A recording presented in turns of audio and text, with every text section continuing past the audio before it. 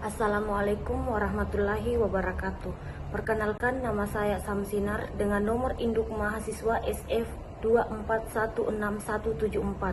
Proksus S1 Farmasi Angkatan 4, Stikes Bakti Pertiwi Luraya Palopo. Terima kasih kepada dosen pengampu mata kuliah ini karena telah memberikan kesempatan kepada saya untuk presentasi. Di sini saya akan membahas tentang anatomi fisiologi manusia atau sistem respirasi. Yang pertama saya akan membahas pengertian sistem respirasi. Sistem respirasi adalah proses metabolisme yang melibatkan pertukaran gas, terutama oksigen dan karbon dioksida di dalam tubuh.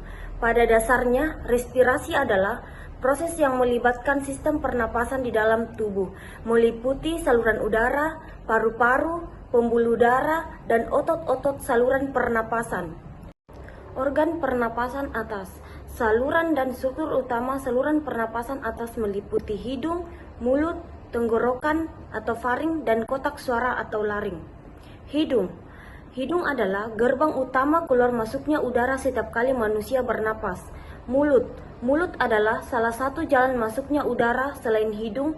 Mulut membawa udara ke paru-paru.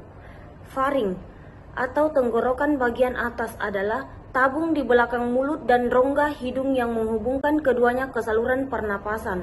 Laring atau kotak suara adalah rumah bagi pita suara manusia. Letaknya tepat di bawah persimpangan saluran faring yang membelah menjadi trakea dan kerongkongan.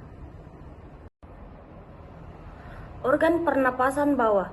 Saluran dan struktur utama saluran pernapasan bawah meliputi tenggorokan atau trakea dan di dalam paru-paru, bronkus, bronkiolus, dan alveoli. Trakea atau batang tenggorokan. Trakea adalah bagian terpadu dari jalur napas dan memiliki fungsi vital untuk mengalirkan udara dari paru-paru untuk pernapasan. Bronkus. Bronkus adalah saluran pernapasan utama yang terhubung dengan paru-paru. Bronkus bagian dari sistem pernapasan yang berfungsi sebagai penghubung antara batang tenggorokan atau trakea dan paru-paru, memastikan udara yang kita hirup mencapai alveoli, tempat pertukaran oksigen dan karbon dioksida terjadi. Bronkiolus. Bronkiolus adalah cabang dari bronkus yang berfungsi untuk menyalurkan udara dari bronkus ke alveoli. Selain itu, bronkiolus juga berfungsi untuk mengontrol jumlah udara yang masuk dan keluar saat proses pernapasan berlangsung. Alveoli adalah kantung-kantung kecil dalam paru-paru yang terletak di ujung bronkiolus. Dalam sistem pernapasan, alveoli berfungsi sebagai tempat pertukaran oksigen dan karbon dioksida. Cara kerja sistem pernapasan manusia. Pernapasan dimulai ketika manusia mengambil udara dari sekitar lewat hidung dan masuk ke tenggorokan. Selain itu, udara akan turun melewati laring dan masuk ke dalam trakea. Di saat bersamaan manusia menarik napas, diafragma dan otot-otot di antara tulang rusuk manusia menyusut untuk menciptakan ruang kosong di dalam rongga dada. Ini bertujuan agar paru-paru bisa menarik udara yang manusia hirup. Setelah udara masuk bergerak sampai ke ujung trakea, udara akan melewati bronkus dan masuk ke kedua paru-paru. Setelah itu, udara mengalir ke bronkiolus, yang terus mengecil sampai udara mencapai ujung cabang. Di ujung bronkiolus ada kantung kecil udara atau alveoli. Ketika udara mencapai alveoli, oksigen masuk melalui membran ke dalam pembuluh darah kecil yang disebut kapiler. Sebaliknya, karbon dioksida dari darah di kapiler keluar dan masuk ke dalam alveoli. Selain oksigen dan karbon dioksida bertukar tempat di alveoli, rongga dada akan mengendurkan otot diafragma sehingga diafragma melonggar. Ini memungkinkan karbon dioksida bergerak naik untuk selanjutnya dikeluarkan lewat paru-paru lalu dihembuskan melalui hidung. Mekanisme pernapasan pada manusia. Berdasarkan otot yang berperan dalam pernapasan, kegiatan bernapas dibagi dua. Pertama, pernapasan dada. Pernapasan dada adalah mekanisme pernapasan dengan melibatkan pengangkatan tulang rusuk yang menyebabkan rongga dada membesar dan memungkinkan udara masuk ke paru-paru. Mekanisme ini memanfaatkan otot-otot antar tulang rusuk atau interkostal yang berkontraksi saat bernapas. Otot yang digunakan yaitu otot antar tulang rusuk luar dan otot antar tulang rusuk dalam. Kedua, pernapasan perut. Pernapasan perut adalah teknik latihan pernapasan yang dilakukan dengan mengencangkan otot-otot diafragma. Diafragma sendiri adalah otot rangka berbentuk kubah yang membentang secara horizontal antara rongga dada dan rongga perut. Otot yang digunakan yaitu otot diafragma dan otot dinding rongga perut. Karbon dioksida.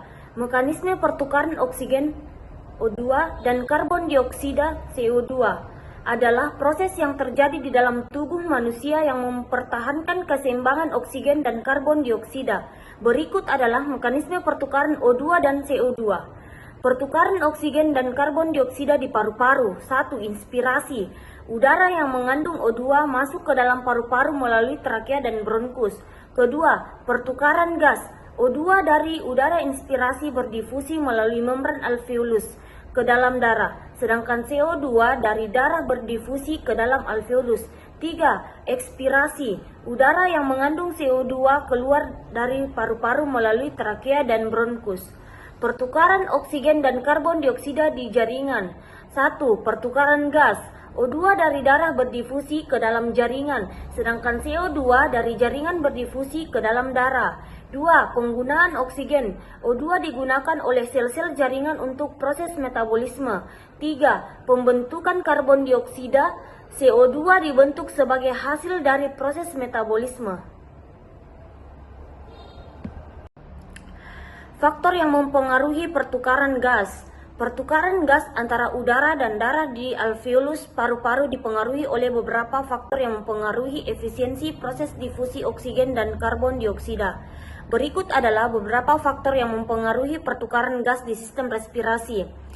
1. Perbedaan konsentrasi gas. Perbedaan konsentrasi antara oksigen di alveolus dan darah serta antara karbon dioksida di darah dan alveolus mempengaruhi difusi gas. Semakin besar perbedaan konsentrasi gas di kedua sisi membran alveolus, semakin cepat proses difusi terjadi. Kedua, ketebalan membran alveolus. Membran yang lebih tipis antara alveolus dan kapiler memungkinkan pertukaran gas yang lebih cepat. Ketebalan membran alveolus dapat dipengaruhi oleh kondisi seperti edema paru atau pembengkakan paru-paru akibat cairan yang dapat memperlambat difusi gas. 3. Kondisi lingkungan. Ketinggian dapat mempengaruhi konsentrasi oksigen di udara. Di tempat yang lebih tinggi, kadar oksigen lebih rendah, yang dapat mengurangi perbedaan konsentrasi gas antara alveolus dan darah sehingga memperlambat pertukaran oksigen.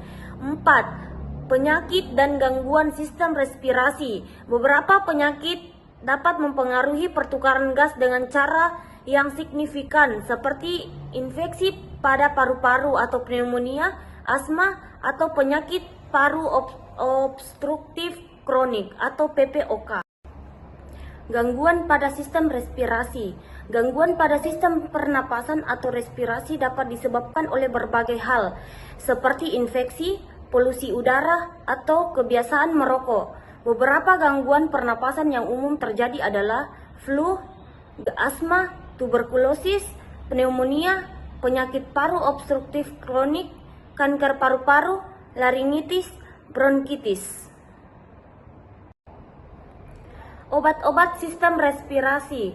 Obat sistem pernapasan dapat berupa antitusif, ekspektoran, mukolitik, bronkodilator, antibiotik, antihistamin, antitusif, kortikosteroid, dan obat alergi. Yang pertama, antitusif. Antitusif merupakan obat penekan batuk yang secara spesifik menghambat atau menekan batuk. Contohnya, dextrometorphan.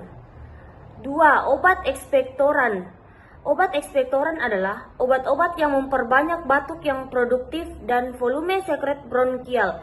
Mekanisme kerja dari obat ekspektoran adalah dengan refleks merangsang kelenjar sekretory saluran napas bawah sebagai hasil efek iritasi mukosa lambung. Ketiga, obat mukolitik.